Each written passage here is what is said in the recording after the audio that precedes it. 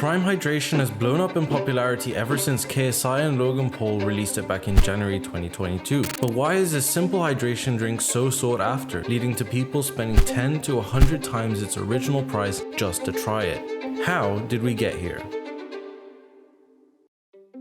To fully understand why Prime is so successful, we have to go all the way back to August 25th, 2018. A day that proved a landmark for online creators, when over 2.2 million people turned in across the globe to watch two YouTubers having a boxing fight. It was marketed as KSI versus Logan Paul, but it represented much more than that. It was a fight that divided the internet, pitting the UK against the USA and making everybody pick a side. The first fight ended in a draw, with the beef finally being settled in 2019 when KSI beat Logan Paul via split decision. The two then seemingly went separate ways until nearly a year later when a teaser of the final chapter was posted on Twitter. Designed to make people think a third fight was on its way, many fans were understandably frustrated when the announcement was that these two superstar rivals had in fact gone into business together with a hydration drink. However, the initial backlash was very short-lived, as Prime began to take the world by storm. Having divided the internet into two massive opposing fan bases, KSI and Logan Paul had created a product that reunited it. Having started as two young entertainers recording YouTube videos in their bedrooms, they'd now become businessmen looking to harness the power of their fan bases to rival some of the biggest companies on earth. But even so, that wasn't enough to guarantee Prime's success on its own. Unsuccessful business ventures are a dime a dozen when it comes to YouTubers, so this one had to be handled in a way that both generated and maintained a high level of interest. The kind of interest that transforms a fleeting internet trend into a long-term and stable product.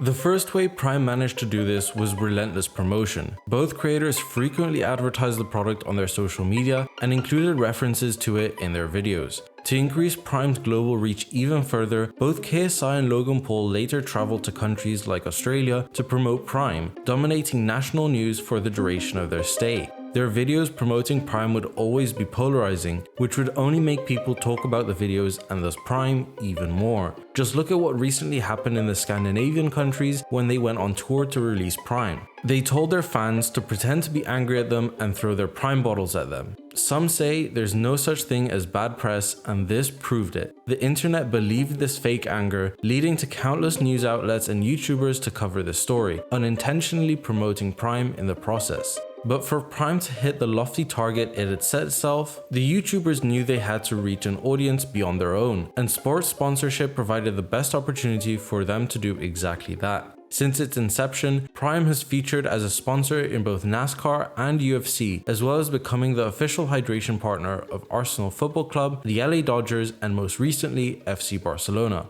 On top of that, Prime also became the first creator business that featured a Super Bowl commercial. These sponsorships allow them to reach an entirely new demographic of people who may not necessarily engage with YouTube or internet culture at all. But at the same time, it provides these sporting franchises a way of appealing to a younger generation of fans, securing their own long-term popularity. The idea that a creator company could do such large sponsorships and marketing moves shocked people, bringing constant waves of excitement and intrigue to Prime. But perhaps most crucially of all, Prime strictly controls the supply side of the market for their product, which is what makes this simple flavored drink seem like such a luxury item. The product is constantly sold out on both the UK and US websites, and official stockists are limited through exclusive contracts. For example, only supermarket chain Asda and Arsenal's Emirates Stadium are officially allowed to sell Prime in the UK, making the product somewhat elusive in that most consumers are very unlikely to encounter it in their day-to-day lives.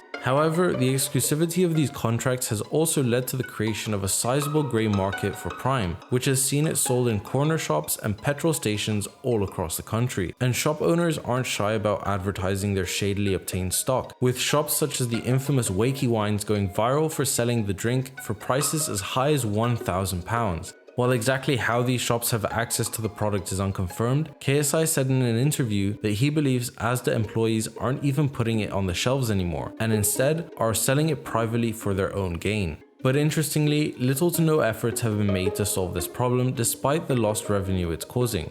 In fact, Prime even requested the shutdown of an application that tracked shipments of the drink across the country. This all works towards increasing the mystery surrounding the product, which in turn maintains public interest, keeping sales where they need to be. Between August 2021 and 2022, Prime Hydration made $37.6 million in retail sales, and the growth is showing absolutely no signs of slowing down. With new flavors coming out all of the time, the company seems to be making the correct marketing decisions at every turn. Prime is unlike everything we've seen before, being almost so shrouded in marketing and hype that it doesn't necessarily need to be a high quality product. All it has to do is stay interesting.